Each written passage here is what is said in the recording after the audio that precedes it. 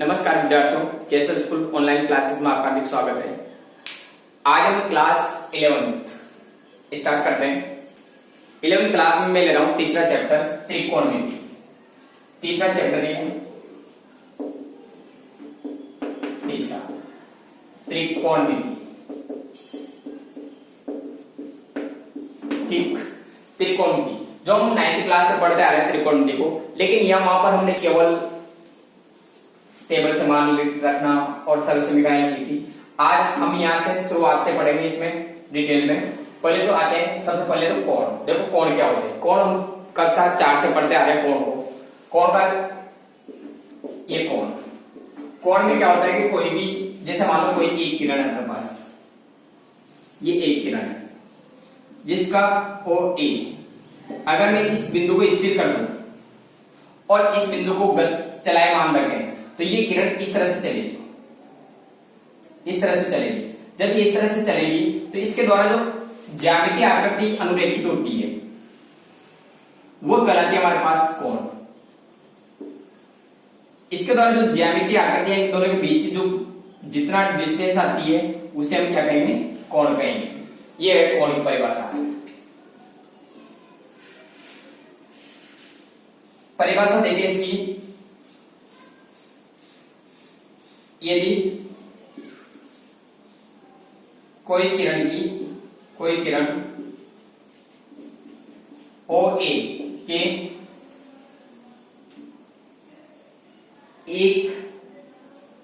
एक स्थिर बिंदु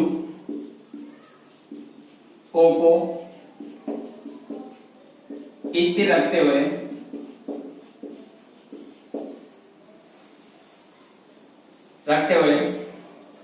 ए बिंदु को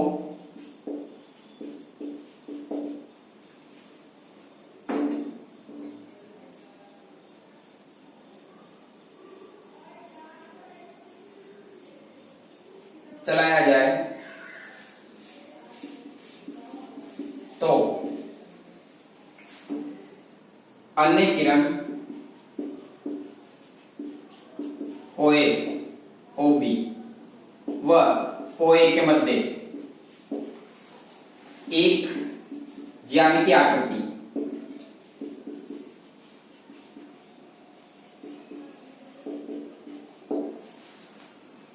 प्राप्त होती है, जिसे हम कोण कहते हैं। ठीक है, इस तरह से देखें हम इसको हम कोण कह सकते हैं। ये कोण की सीधी सी परिभाषा है।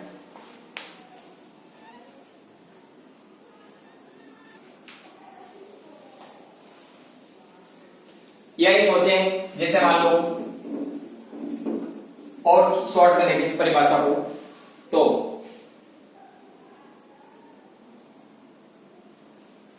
किसी किरण के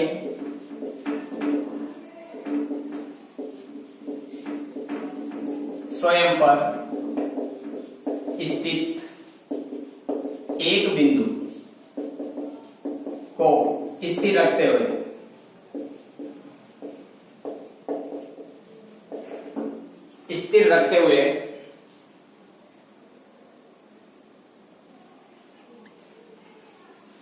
उस स्थिर रखते हुए बिंदु के परितल मतलब इसके सापेक्ष घुमाया जाए तो प्राप्त आकृति क्या कहलाएगी, कोण कहलाती है। क्योंकि हम जानते हैं कि जो किरण होती है उसका एक बिंदु स्थिर होता है, दूसरा चलायमान होता है। जैसे देखें ये किरण है अपने पास, जब एक बिंदु स्थिर होगा तो दूसरा बिंदु, क्योंकि किरण में एक बिंदु तो क्या होगा, अरे रेखाखंड में हमने पढ़ा था कि दोनों तरफ अंतिम बिंदु, तो किरण में भी क्या होता है कि एक बिंदु तो अंतिम बिंदु होता है। जैसे ये बिंदु है O और ये बिंदु के आगे तीर का निशान लगा हुआ है A के आगे, तो इस तीर का निशान ये बता रहा है कि आगे तक बढ़ सकती है लेकिन आगे पीछे नहीं बढ़ सकता। तो इस बिंदु को स्थिर रखते हुए इसके सापेक्ष इसको परितः घुमाया जाए तो एक आकृति बनेगी हमारे पास जिसे हम कहेंगे कोण। क्या कहेंगे उसको? कोण कहेंगे। अब कोण भी दो प्रकार के होते हैं। कोण भी कितने प्रकार के होते हैं? दो प्रकार के। तो कोणों के प्रकार देखो, कोणों के प्रकार। कोण दो प्रकार के होते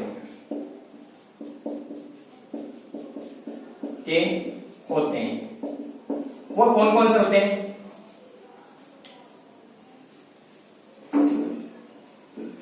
एक चीज और देखिए, इसको हम कहते हैं, देखो शुरुआत यहां से करेंगे अपन, इसको कहेंगे प्रारंभिक भुजा और एक कहेंगे अंतिम भुजा।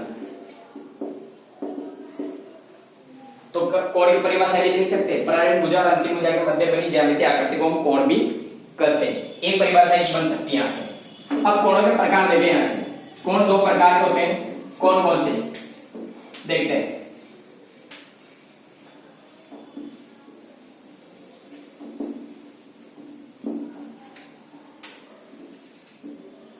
पहला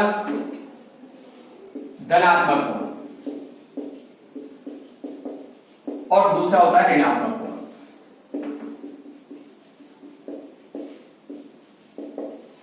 ऋणात्मक कोण, धनात्मक कोण में क्या होगा? जैसे मान लो ये किरण है, ये स्थिर बिंदु, इसको एंटी क्लॉकवाइज दिशा में अगर हम इसको इस तरह से चलायमान रखें तो इस तरह से कोण बनेगा एक, ये वाला, ये धनात्मक कोण होगा, इसको पॉजिटिव बोलेंगे। और ये तो कौन सी रेखा थी अपने पास? प्रारंभिक रेखा। और ये कौन सी थी अपने पास? अंतिम, यानी एंटी क्लॉकवाइज दिशा में, एंटी क्लॉकवाइज दिशा में बना कोण धनात्मक कोण कहलाता है। धनात्मक कोण कहलाता है, इसे कहेंगे हम धनात्मक कोण। और ऋणात्मक कोण, जैसे ये किरण है अपने पास, ये स्थिर बिंदु है, तो ये कौन सी दिशा होगी? विपरीत दिशा। इस तरह से चलेगी। घड़ी की सुइयां इसी दिशा में चलती है, तो ये तो अपने पास प्रारंभिक भुजा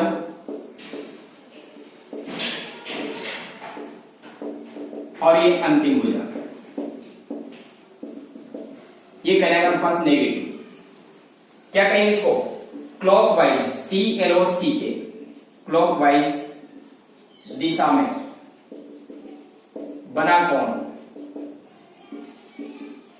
ऋणात्मक कोण कहलाता है।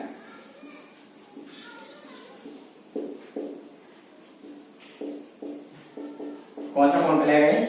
ऋणात्मक। दो तरह के कोण होते हैं, धनात्मक और ऋणात्मक। दो तरह से नापते आए हैं, एक तो धनात्मक कोण और एक ऋणात्मक कोण। ठीक, कोण किसे कहेंगे?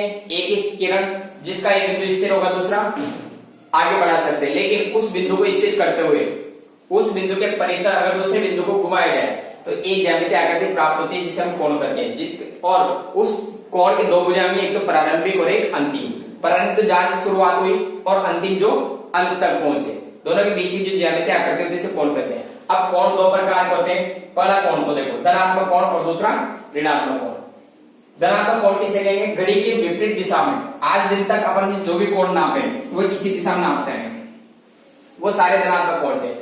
अब हम ऋणात्मक कोण भी पढ़ेंगे जो किस दिशा में नापे जाएंगे? घड़ी की सुइयों की दिशा में, यानी नीचे की ओर, वो कोण कहलाएंगे ऋणात्मक कोण। अरे चतुर्थांश पढ़ते हैं, परंतु चतुर्थांश में क्या होता है? ये चतुर्थांश इधर से देखें तो पॉजिटिव और इधर से देखें तो नेगेटिव।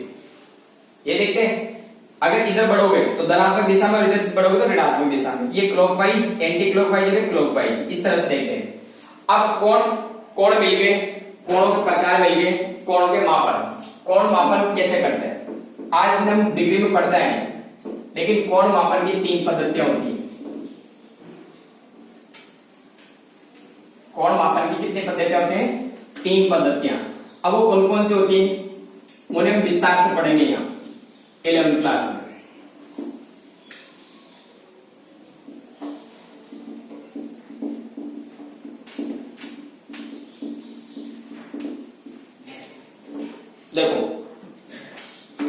कोण मापन की पद्धतियां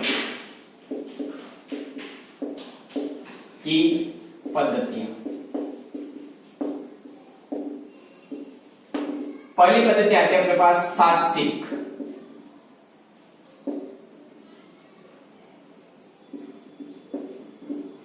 सास्टिक पद्धति,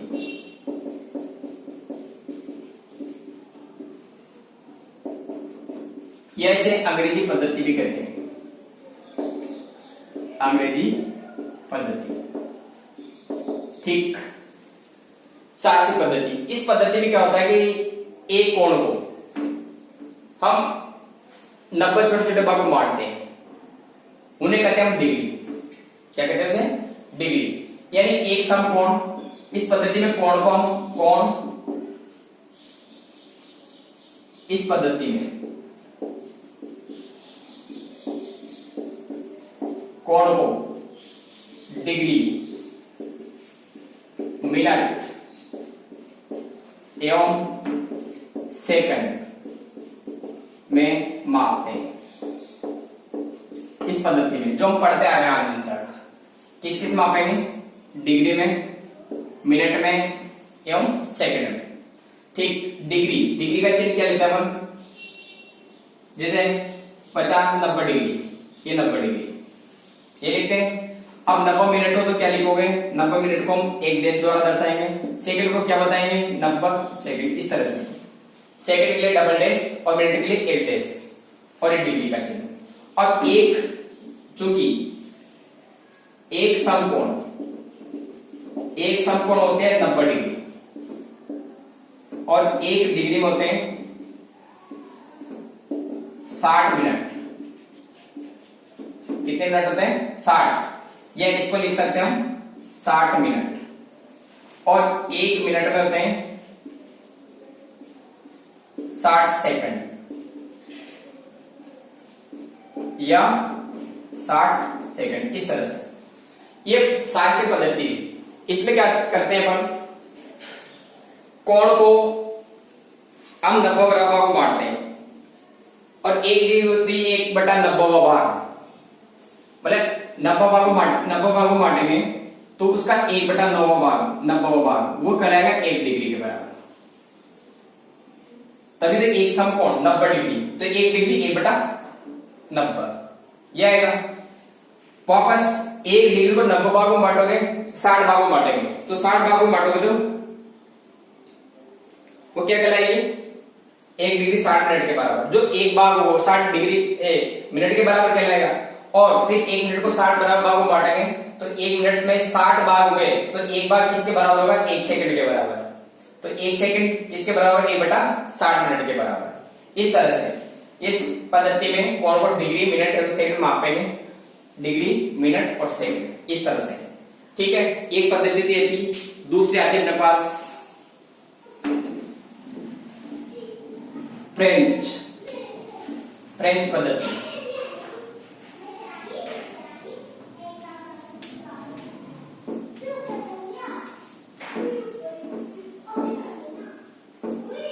फ्रेंच पद्धति लेते हैं।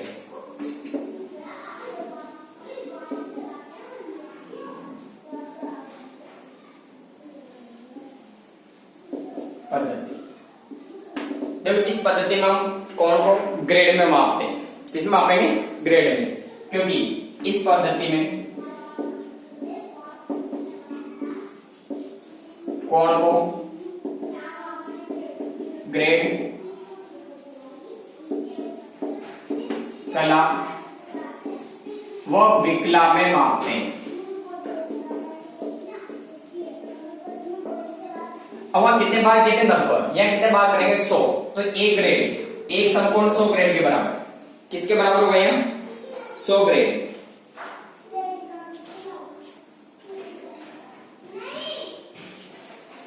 एक समकोण को 100 बराबर को बांटोगे तो एक समकोण होगा यहां पर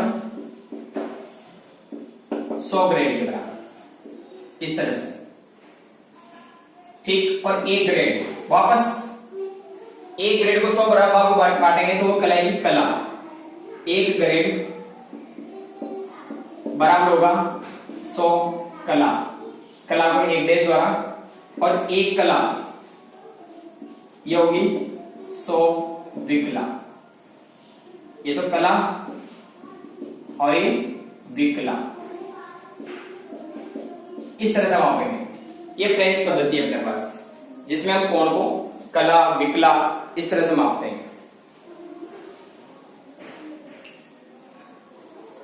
ठीक, इसके बाद आती है हमारे पास रेडियन पद्धति। रेडियन जो इसी चैप्टर में काम आएगी, क्वेश्चन रेडियन पद्धति पर आधारित इसके पूरे। तो देखो रेडियन, ये वृत्तीय पद्धति है तीसरी।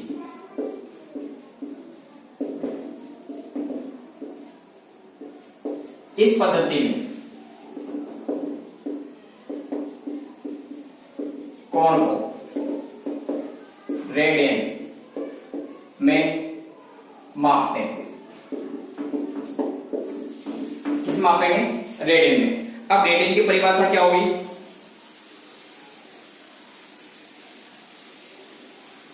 देखो ये वृत्त है अपने पास,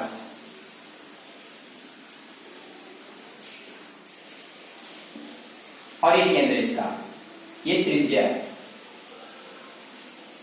तो त्रिज्या के बराबर लंबाई वाले चाप द्वारा केंद्र पर जो कोण बनता है उसे कहेंगे हम एक रेडियन। ये भी त्रिज्या और ये भी त्रिज्या। किसी वृत्त के केंद्र पर उसकी त्रिज्या के बराबर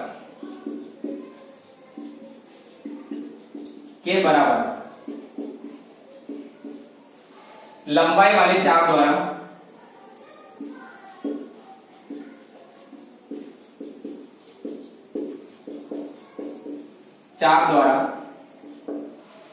केंद्र पर बना कोण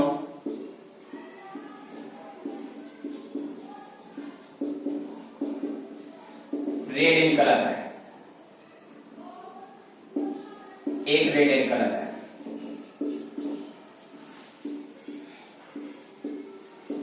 क्या कहलाएगा वो?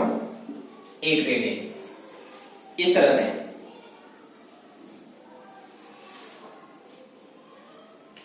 और रेडियन का सूत्र होगा अपने पास थीटा रेडियन बराबर चाप की लंबाई बटा त्रिज्या। क्योंकि यहां पर हमारे पास त्रिज्या और चाप की लंबाई दोनों बराबर है। अगर यहां पर थीटा रेडियन लिखेंगे तो थीटा रेडियन बराबर चाप की लंबाई अपने पास r और त्रिज्या भी r, तो दोनों कटेंगे तो किसके बराबर? a के बराबर। ये थीटा रेडियन का सूत्र है अपने पास n/r।